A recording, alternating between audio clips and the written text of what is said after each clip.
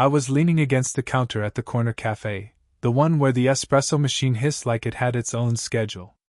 My hands were tucked into the pockets of my hoodie, fingers curled around the edges like I could hold myself together that way. She was behind the counter, wiping down the same spot she always wiped, though it never looked dirty. "Triple shot today?" she asked, not looking up. Her voice carried over the hum of the grinder, soft but certain. I nodded, trying not to watch her hands. They moved carefully, almost reverently, like they knew something I didn't. She glanced at me for a fraction of a second when she said, "You still leaving the tip in the jar?" I shrugged. "Habit." She smiled, the kind that barely touched her lips but lingered in her eyes. I noticed the way her ring caught the light, the slight crease at the corner of her hand where the skin folded when she held the cup. Tiny things, but enough to make the coffee smell weaker, the room colder. I'd been coming here longer than I cared to admit, mostly because it was quiet, mostly because she was quiet. The loneliness wasn't loud. It lived in small spaces, the unread notifications on my phone, the half-drained cup of tea on my nightstand, the email I'd almost sent and deleted 3 times. "Take it to go?" she asked, snapping me back. I nodded again. She handed me the cup, and our fingers brushed for a second that felt like too long, and not long enough. I caught my breath, folding the napkin she'd tucked around the cup a little too carefully. Thanks," I said. My voice felt strange in my own ears. She tilted her head, one eyebrow raised, and for the briefest second she looked like she might laugh. "You're welcome," she said, almost casually. But her eyes lingered.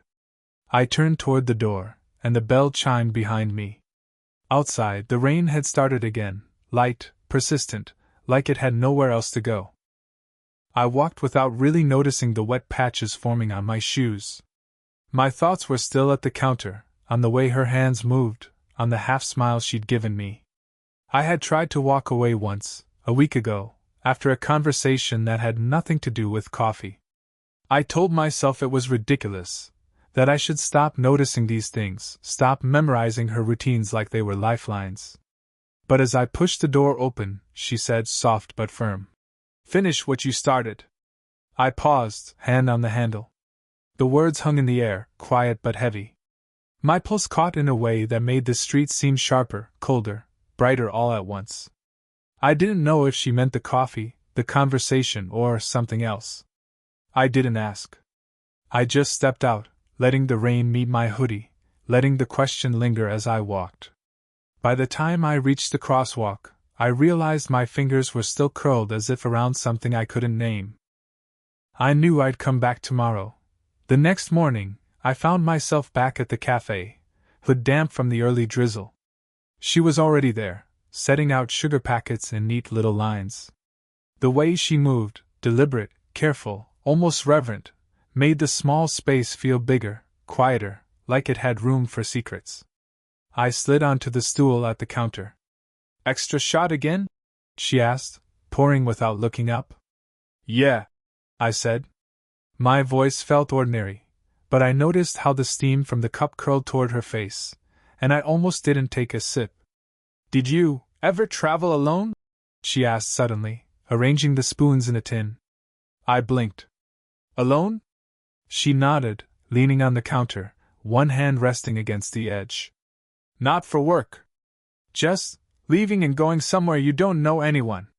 It changes you."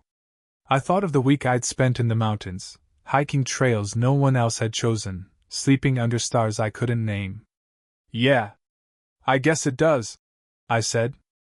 My words felt thin compared to the weight behind hers. She smiled, a little wistful.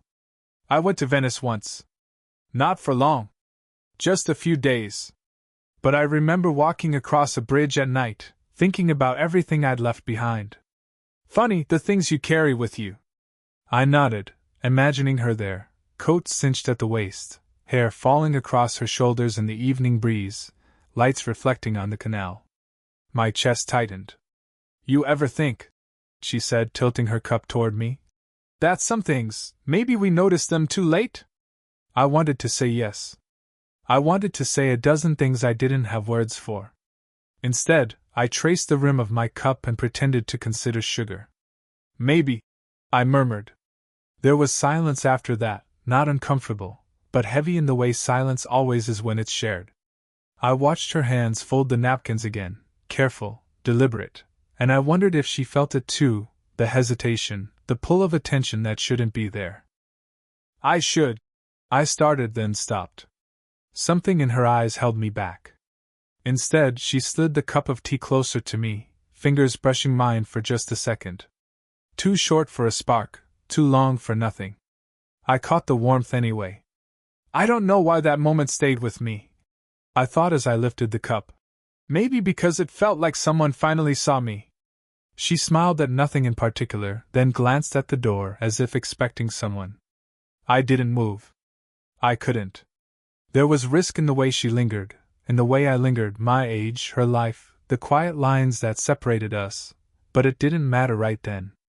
Her hand twitched, almost imperceptibly, on the counter. I imagined her reaching for mine again, imagined a pause that could stretch for hours. The moment passed, or maybe it didn't, it just settled somewhere we couldn't name, leaving the air a little warmer, a little heavier, a little more, hours. I didn't mean to be back at the cafe that afternoon. I told myself I had errands, maybe a book to return. But there she was, leaning against the counter, elbows propped, hair tucked behind one ear in that careless way I shouldn't notice. Hey, I said, sliding onto the stool. Hey, she replied, eyes on the menu board but not really reading it. There was a pause, the kind that makes ordinary air feel thick. I wanted to say something, anything, but my words froze in my throat. Instead, I reached for the sugar, twisting the packet between my fingers. Did you hear from anyone? She asked, vague, and I felt her glance sweep toward me like she wanted permission to see more than I offered.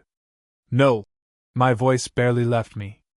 I didn't want to lie, but I didn't want to say the truth either, that I'd thought about her all morning, that her smile from yesterday still hovered somewhere behind my ribs.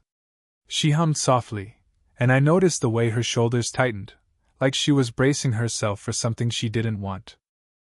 A friend of mine walked past outside, waving. I froze. She froze.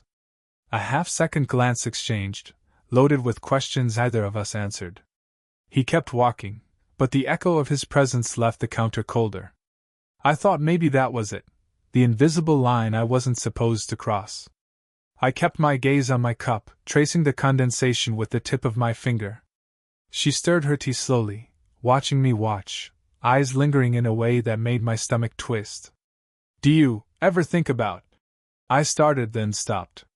My voice trailed off like a thread I didn't have the courage to pull. Her hand hovered over her cup. Sometimes, she said finally, a whisper that sounded like a confession and nothing at all. She pulled her hand back, pretending to sip, and the moment slipped like sand through a fist. I leaned forward before I realized it, a hair's breadth from saying what I didn't want to say out loud. My lips almost brushed the air near hers. I could feel her exhale, warm and hesitant, and I caught my breath. Then the bell above the door jingled again. Another customer. Just a mom with a toddler, but enough to break the pause. She straightened, moved back a step, wiping her hands on a napkin like she hadn't been holding her own stillness in place. I sat back too, suddenly aware of my hoodie soaked through, my hands too eager to hold the cup, my chest too tight. We said nothing. Just the hiss of the espresso machine, the clink of a spoon in a cup, the tiny, almost unbearable distance between us. And yet, even as I left, my fingers brushed the napkin she'd folded for me earlier, and I imagined her hand brushing mine again. Almost. Too close. Too fragile.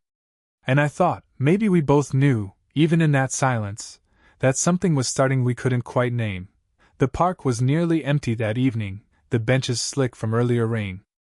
I sat on one, hoodie damp, hands wrapped around a paper cup that had long since cooled. She joined me, tucking her bag beside her and settling slowly, as if measuring the space between us before daring to close it.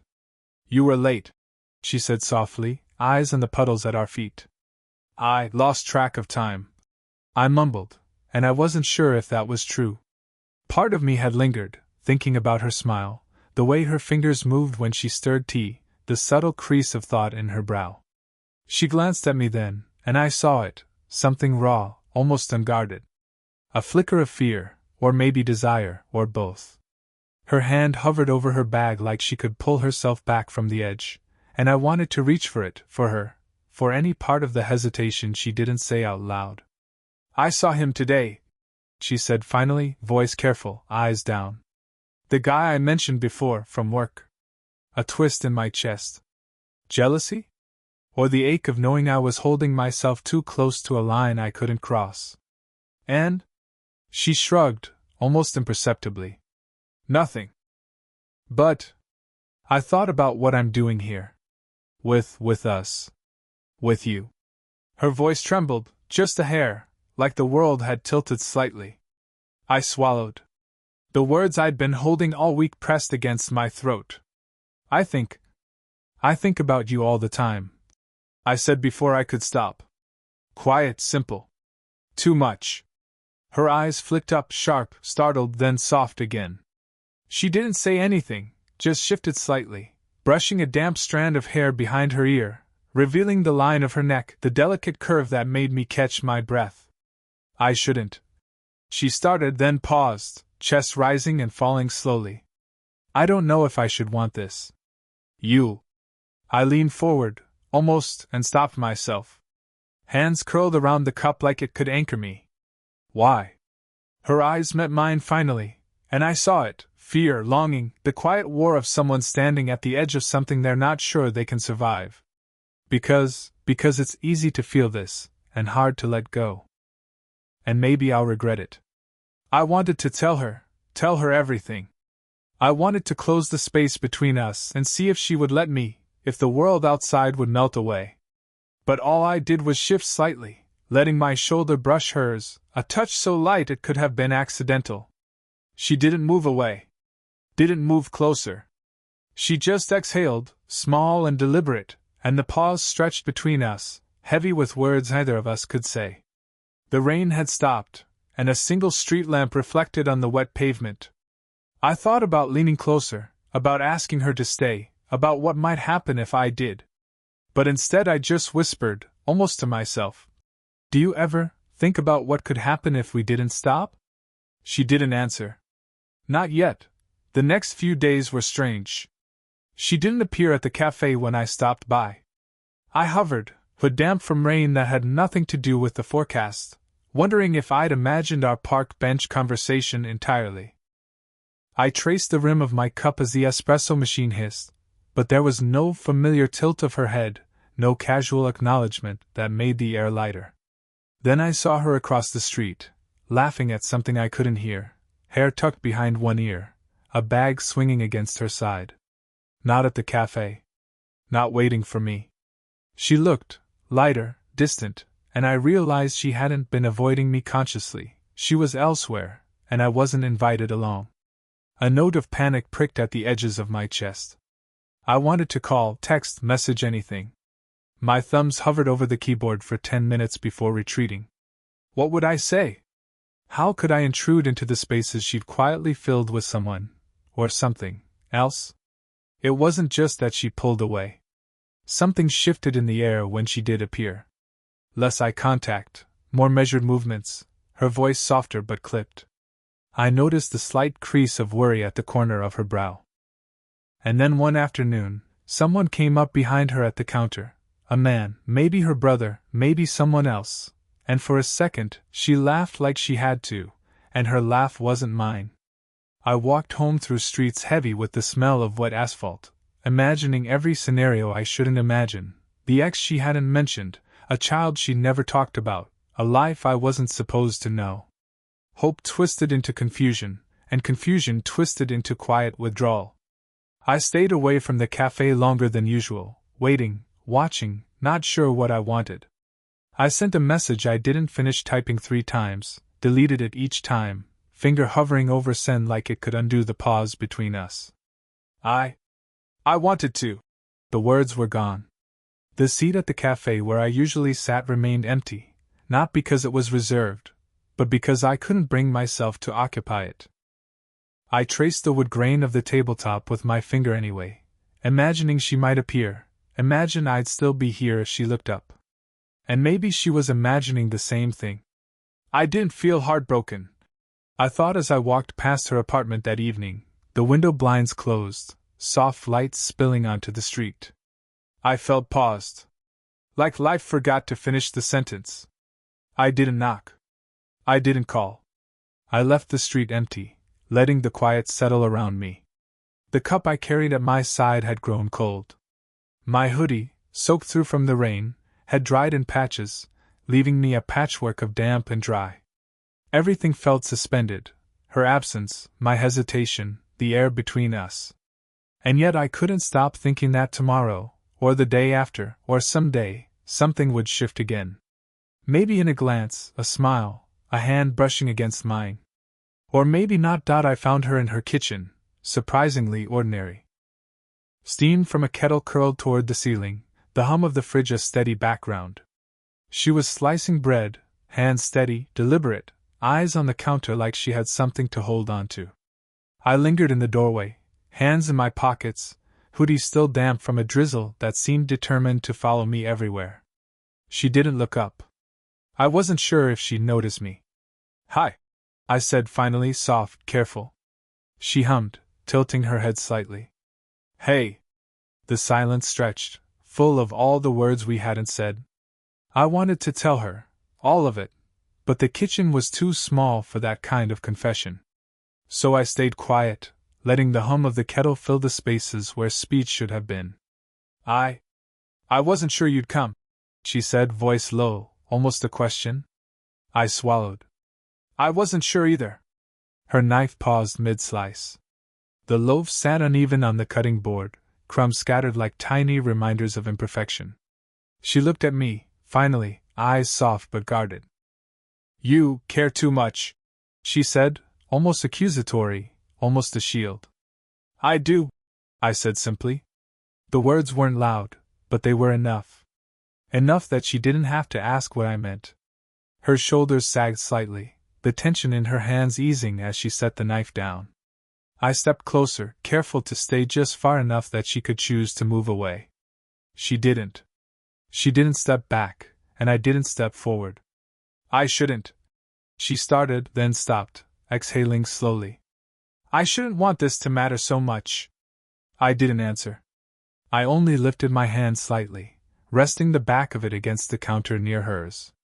She watched it, eyes tracing the line of my fingers, the way my thumb twitched against the wood. She reached out, almost unconsciously, brushing her hand against mine. The contact was brief, delicate, nothing cinematic, nothing dramatic.